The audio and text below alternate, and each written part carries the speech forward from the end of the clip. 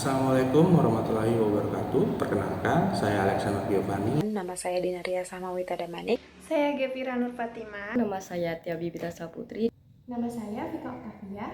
Dari kelompok 4, pada hari ini kelompok kami akan membahas materi mengenai pemeriksaan kas dan setara kas, serta siklus perolehan dan pembayaran beban dibayar di muka. Silakan disimak ya teman-teman.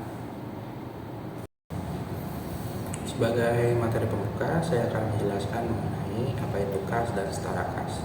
Jadi menurut PSAK 2, kas terdiri atas saldo kas dan rekening giro.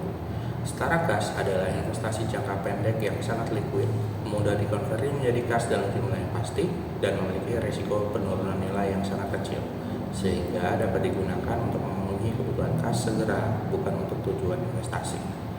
Ketentuan SAK tentang kas dan setara kas. Yang pertama, kas dan setara kas dicatat sebagai aset lancar.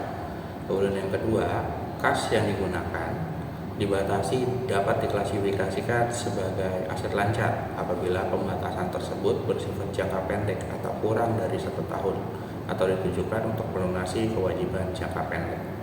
Kemudian yang ketiga, saldo kredit rekening bank disajikan sebagai kewajiban lancar, dan saldo debit kredit pada rekening giro yang sama dapat digabungkan dalam penyajian laporan keuangan. Kemudian, adapun tujuan pemeriksaan kas dan setara kas, yang pertama untuk menilai pengendalian internal kas. Kemudian yang kedua, untuk memastikan keberadaan kas. Kemudian yang ketiga, memastikan transaksi benar terjadi dan lengkap. Kemudian yang keempat, memastikan pencatatan akurat dan periode yang benar. Kemudian yang kelima, menilai pembatasan penggunaan kas dan pengungkapannya. Kemudian yang keenam, memeriksa konversi kas valuta asing dan selisih kurs. Kemudian yang ketujuh, memastikan penyajian sesuai dengan PSAK yang berlaku. Untuk materi selanjutnya, saya akan membahas mengenai prosedur pemeriksaan kas dan setara kas. Yang pertama, evaluasi pengendalian internal dan lakukan uji kepatuhan bila memadai. Kemudian yang kedua, susun top schedule saldo kas dan setara kas per tanggal neraca. Selanjutnya, lakukan cash count terhadap kas kecil dan kas besar mendekati tanggal neraca. Kemudian, konfirmasi saldo kas di cabang jauh maupun kecil. Kemudian, kirim konfirmasi bank untuk seluruh rekening. Selanjutnya, periksa rekonsiliasi bank per tanggal neraca. Selanjutnya, tinjau hasil konfirmasi, notulen, dan perjanjian kredit untuk mengetahui pembatasan penggunaan kas. Kemudian, periksa transfer antar bank sekitar tanggal neraca untuk mendeteksi kitting. Setelah itu, uji transaksi setelah neraca. Selanjutnya, verifikasi kas valuta asing menggunakan kurs tengah Bank Indonesia dan selisih kurs. Kemudian, periksa penyajian dan pengungkapan sesuai dengan PSAK. Yang terakhir, tarik kesimpulan kewajaran saldo kas dan dokumentasikan. Di sini saya akan membahas bagian permasalahan. Permasalahannya yaitu KAP Agus, Indra, Jerry, dan rekan menghadapi tantangan dalam pelaksanaan audit. Bukan karena kurangnya pemahaman tentang teori, tetapi karena adanya kesenjangan antara prosedur audit ideal yang diajarkan secara akademik dan realitas di lapangan. Meskipun teori audit kas menguraikan langkah-langkah yang sistematis seperti penyusunan top schedule, cash of name, konfirmasi bank, dan rekonsiliasi, praktiknya sering terhambat oleh kondisi klien.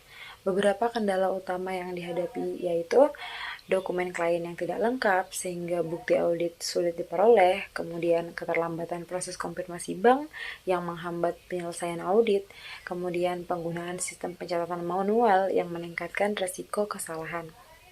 Situasi ini juga menjadi tantangan bagi auditor pemula karena mereka harus mampu menjembatani teori akademik dengan kondisi nyata yang ada di lapangan. Solusi atau temuan dari kasus ini yaitu auditor KAP Agus, Indra, Jerry, dan rekan tetap menjalankan prosedur audit utama seperti penyusunan top schedule, cash of name, konfirmasi bank, dan rekonsiliasi bank, namun menyesuaikan dengan kondisi klien, agar bukti audit tetap relevan dan andal. Selain itu, kertas kerja audit juga menjadi elemen penting karena berfungsi sebagai dokumentasi lengkap atas seluruh proses pemeriksaan. Dokumentasi ini memastikan akuntabilitas auditor, memudahkan penelusuran kembali hasil audit, dan mendukung opini yang dikeluarkan. Rekomendasi bagi auditor pemula adalah menguasai teori sekaligus mampu beradaptasi dengan kondisi lapangan, berpikir kritis, dan bersikap profesional. Dunia pendidikan juga disarankan memperbanyak praktik audit agar mahasiswa lebih siap menghadapi tantangan nyata di dunia kerja. Siklus perolehan dan pembayaran beban dibayar di muka. Konsep siklus perolehan dan pembayaran beban dibayar di muka. Siklus perolehan dan pembayaran merupakan proses pengadaan barang atau jasa mulai dari permintaan, pemesanan, penerimaan, hingga pembayaran kepada pemasok. Setiap tahap harus didukung pencatatan akuntansi yang akurat agar transaksi tercermin dengan benar dalam laporan keuangan. Pengelolaan yang baik memastikan kewajiban dan pengeluaran dicatat tepat waktu serta menghasilkan informasi keuangan yang andal bagi manajemen. Pengertian beban dibayar di muka. Beban dibayar di muka adalah pengeluaran untuk manfaat ekonomi di periode mendatang, dicatat sebagai aset lancar sampai manfaatnya digunakan. Contoh, sewa, asuransi, gaji, bunga, PPh pasal 21, pasal 22, pasal 23, pasal 24, PPh pasal 25, dan PPN dibayar di muka. Pendekatan pencatatan. Yang pertama, pendekatan neraca atau harta. Dicatat sebagai aset lalu diamortisasi menjadi beban. Yang kedua, pendekatan laba rugi atau beban. Dicatat sebagai beban terlebih dahulu lalu disesuaikan di akhir. Yang ketiga, perusahaan harus konsisten menggunakan pendekatan yang dipilih. Prosedur audit beban dibayar di muka. Yang pertama, compliance test atau uji kepatuhan. Ini dilakukan untuk menilai efektivitas pengendalian internal atas pencatatan beban dibayar di muka. Langkah utamanya, 1. Mengevaluasi sistem pengendalian internal, termasuk kelengkapan, bukti pembayaran, otorisasi pejabat berwenang, serta kerapihan penyimpanan dokumen atau lease agreement polis asuransi. Yang kedua, melakukan tes transaksi secara acak atau random sampling pada bukti pengeluaran kas dan bank. Yang ketiga, menarik kesimpulan terkait efektivitas pengendalian internal. Jika efektif, lingkup substantif tes dapat dipersempit. Di sini saya akan menjelaskan tentang substantif tes atau uji substantif. Ini biasanya dilakukan untuk memastikan kewajaran saldo akun beban dibayar di muka pada laporan keuangan. Proses dilakukan untuk tiap jenis akunnya, yaitu yang pertama ada prepaid rent atau sewa dibayar di muka dengan prosedur yang meminta rincian akun per tanggal neraca dan memeriksa perhitungan matematis. Yang kedua ada mencocokkan saldo dengan buku besar dan kertas kerja tahun sebelumnya. Yang ketiga ada memverifikasi keaslian transaksi dan menelaah lease agreement. Terus yang keempat ada memastikan pembebanan beban sewa telah sesuai. Yang kelima, mengidentifikasi beban sewa yang dibebankan langsung tanpa melalui akun prepaid rent. Terus yang keenam, mengusulkan penyesuaian audit bila terdapat perbedaan. Terus selanjutnya itu ada prepaid insurance atau asuransi dibayar di muka dengan prosedur yang pertama meminta rincian dan memeriksa ketepatan perhitungan. Yang kedua, mencocokkan saldo dengan buku besar dan tahun sebelumnya. Yang ketiga, memverifikasi bukti pembayaran dan potongan atau diskon. Yang keempat, menelaah polis asuransi serta memastikan kesesuaian data. Yang kelima, memastikan pembebanan beban asuransi sesuai dengan catatan. Yang keenam, menilai kecukupan nilai pertanggungan dan keberadaan banker clause. Yang ketujuh, mengusulkan penyesuaian bila diperlukan. Yang terakhir ada prepaid tax atau pajak dibayar di muka dengan prosedur yang pertama yaitu meminta rincian prepaid tax per tanggal neraca. Terus yang kedua, cek footing dan cocokkan saldo dengan buku besar. Yang ketiga, untuk pajak penghasilan bandingkan angka prepaid tax dan rincian SPT PPh badan. Yang keempat, untuk PPN masukan bandingkan angka prepaid tax di rincian dengan SPT masa.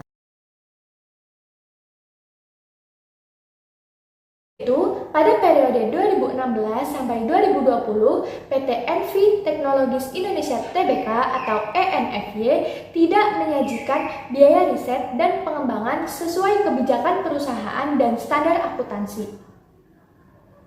Pengakuan biaya R&D dalam laporan 2016 sampai 2018 tidak mencerminkan kegiatan usaha yang sebenarnya. Selain itu, terjadi lonjakan tidak wajar pada akun uang muka dan beban dibayar di muka, hampir 1,9 juta persen pada tahun 2018 dan 143,57% pada tahun 2019 yang tidak sebanding dengan kenaikan beban usahanya. Kondisi ini menunjukkan kelemahan pengendalian internal serta ketidaktepatan pengakuan dan alokasi beban. Perlakuan akuntansi yang tidak wajar menyebabkan laporan keuangan berpotensi tidak menyajikan posisi keuangan secara wajar. Nah, solusi atau temuan utama pada kasus 2. Auditor menemukan ketidakwajaran saldo beban dibayar di muka pada PT Envi Teknologis Indonesia Tbk yang tidak sebanding dengan kenaikan beban usaha dan pendapatan. Selain dokumentasi dan otorisasi pembayaran yang lemah, beberapa transaksi riset dan pengembangan juga tidak memiliki bukti yang memadai, sehingga dapat meningkatkan risiko salah saji material. Untuk menanganinya, auditor perlu yang pertama, menguji pengendalian internal guna memastikan setiap pembayaran telah diotorisasi dan didukung bukti sah. Yang kedua, melakukan pengujian substantif, seperti memverifikasi rincian saldo dan menelaah bukti transaksi.